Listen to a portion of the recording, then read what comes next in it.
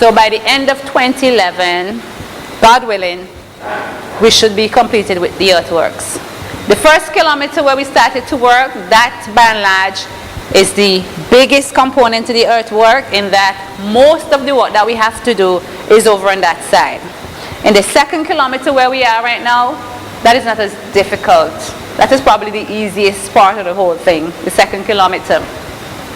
We have removed the old Windward Highway, where you were custom driving before. That road is gone. And we have linked both kilometers of the site. So you have a better visual of the airport runway from south to north. We'll also have the Yambu River in that third kilometer to deal with. The Yambu River, spanning that river by and large, might be our biggest challenge in 2011.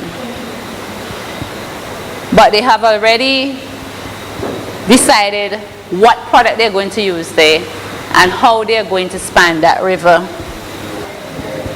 Okay, this is what they're proposing to use to cover that area of the Yambu River that will flow under the runway, because you know part of that river is going to run under the runway, and they have to cover that area, and it is a wide area. So this is what they're proposing to use. It is a product called AMCO, produced in Venezuela, and it's a tunnel-like structure. You see like reinforced concrete on the top. It's a tunnel-like structure that would allow, in our case, we're going to run water under there. Some different countries, it's a road. Buses run under there. So they're very big, so that a school bus could go through it. A bulldozer can go through it. So when there is time to clean, a bulldozer can go through. And it will not be one, it will be 6 of these in that area. 4 we will be using at any one time, and 2 we will not be using. They will be there. We make them redundant so that when you have to clean, as you close off 2, you open those 2 that are not in use. So any time of the day, 4 would be in use to allow maximum water to pass through. So the issue of flooding is going to be taken care of with this. So you think the tree is going to come down and block up the thing and it's going to flood and run, we're going to get washed away. That is not likely to happen, because these are big enough to carry the volume of water, and if you have trees and whatever logs come down in there, a bulldozer can clean it out. So that's what they're proposing to use to span that Yambu River. But having built an airport at Argyle, how are people in South Rivers likely to benefit? And how should they be preparing themselves now to realize those benefits? We hear from development planner, Mr. Bentley Brown. A lot of people tend to say, oh, no airport is coming. That is not correct, because as you saw today, and you know from what you hear on radio every day and maybe all the programs, there's a lot of work being done. Over 60% of the earthwork is completed. Secondly, they were saying the airport is not safe. But a lot of the wind studies and all that was going on proved that that is not so. They say, no, it's not environmentally friendly, it will damage the environment. But we see the works going on and we're not having things there. Environmental reports, impact reports were done, and all of those things say, yes, it could be built and it could be built safely. Then they tell you that it's going to be a millstone around our neck that is going to be so costly that we won't, if we start, we can't finish. But already you're hearing how far it reached already. And you know, and the Prime Minister makes statements regularly to say he's continuing to get assistance from a host of countries, including Mexico, Venezuela, Cuba, Taiwan, etc. So that it will not cost us 600 million because we're going to get a lot of grant and assistance and so on. But the fact is, we're going to spend money, and if we're going to spend that kind of money, we have to make sure we get back all the benefits. And this is where I say I want to focus. Now, some people also say only if you're going to use a plane, if you're going to travel, you will benefit from the airport. But that is not true. Because as some people said earlier, there are jobs you could get related to the airport at the airport site. But you, who are far away, could do farming, and you could be able to maybe export your stuff much further than you could do at present. So there are a lot of benefits.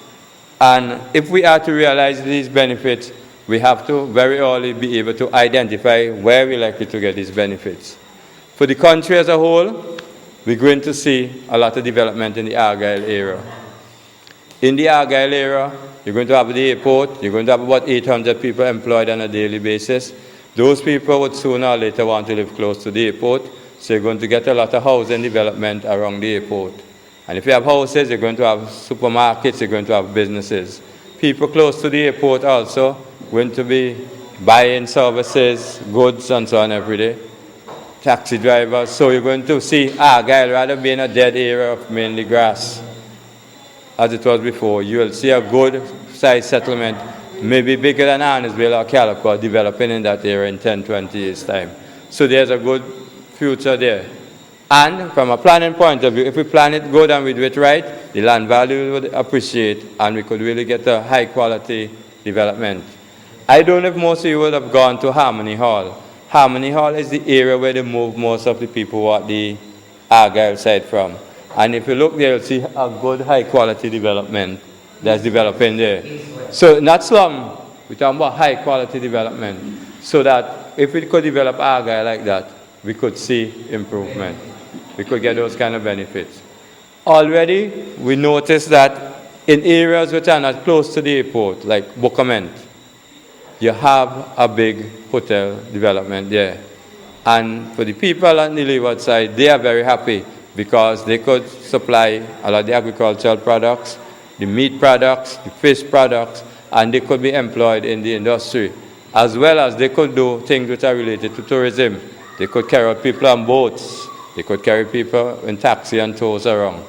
And there are a lot of tourism sites on the leeward side, like Darkview, etc., and beaches where people could go. So there's going to be a lot of development on the leeward side as a result of the tourism development.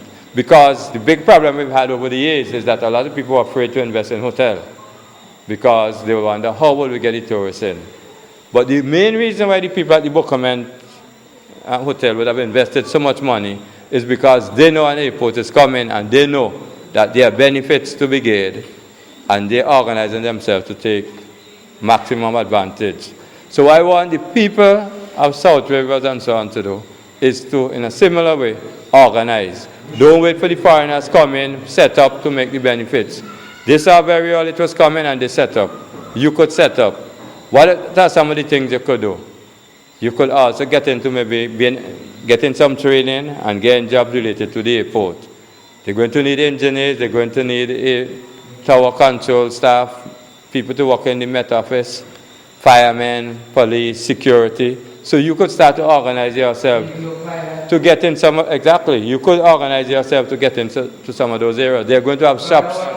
They're going to have shops and so on. So people could also see the need to maybe go and rent a shop and get into the souvenir or whatever duty-free shopping is available.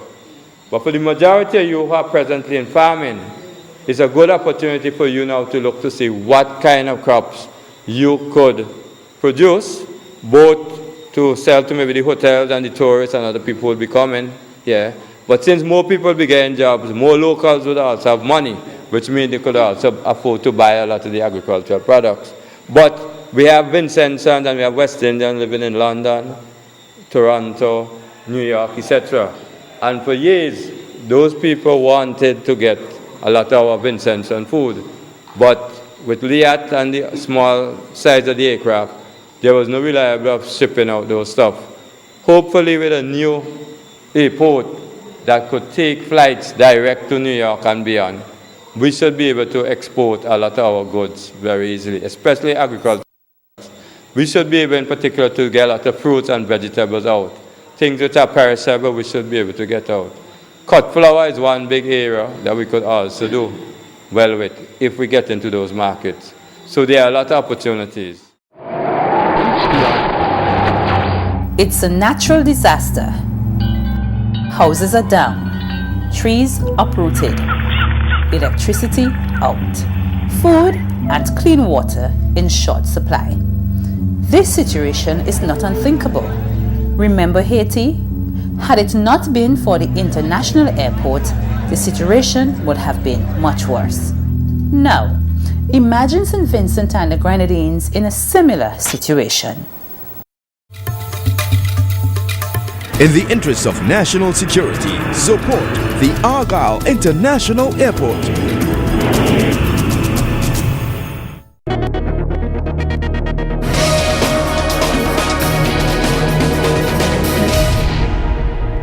Having received a general overview of the project and the opportunities it is likely to bring, it was time for the residents to have their say. Yes, I tell you, I don't even know what to say. I always believe that I will get my airport. I always have that belief. Although I just say, I don't know how long I have to live. And you see, I'm so glad when I see the paper yesterday. I say, you know what, I'm going to see the paper, I'm going to go see what's going on. Because I don't know if I go live to see the natural thing. But God is in control, And I could say that and I could live. Because you see, me then the old people, old age. I mean the old age and the old people, them who live all the 85 and 75 and all them things, may I live to see them ages later. In the name of Jesus. So I trust God that I will live to see my airport and I'll travel again. I travel twice in America and Cuba and all those stuff, and in Venezuela and sleep and all this kind of stuff. And last year I went to America, me riding on a small plane, I couldn't even breathe. They must have God take me from St. Vincent land me Barbados. One little plane, little something, I can't even see no window. I couldn't even breathe. And they must have God carry me, but me know if I live to see my airport finish, I won't ride in a them small plane there anymore. I'll be in a big plane. I support the airport 100%, and I just always be saying I would like to live to see that airport finish. That is all. I support the airport 100% too. I want to say that the negative thing I was hearing that we wouldn't get the bridge at Dry River. But I live to see that we get that bridge. So right now, we will live to see the airport by the help of Almighty God. And I want to assure Comrade that we are taking him in our prayers every morning, noon and night, that it will come true. I am very much happy, and I am 100% agree with the airport, because I know for sure the airport is going to come. If the airport doesn't come, it's only if God say no. It is important to note that whereas work was estimated to begin early next year in the 3rd kilometer, the pace at which work is being done has picked up and work in that part of the site has already begun. Call or visit us at the International Airport Development Company for more information on the Argyle International Airport at 458-0333, or check us out on the World Wide Web at www.svgiadc.com, or just type in argyleairport.com. Also remember that the Yuletide season is upon us, and while you are in the spirit of giving, don't forget to make your contribution to the Argyle International Airport Contributory Fund. Account number 200884 at any branch of the National Commercial Bank.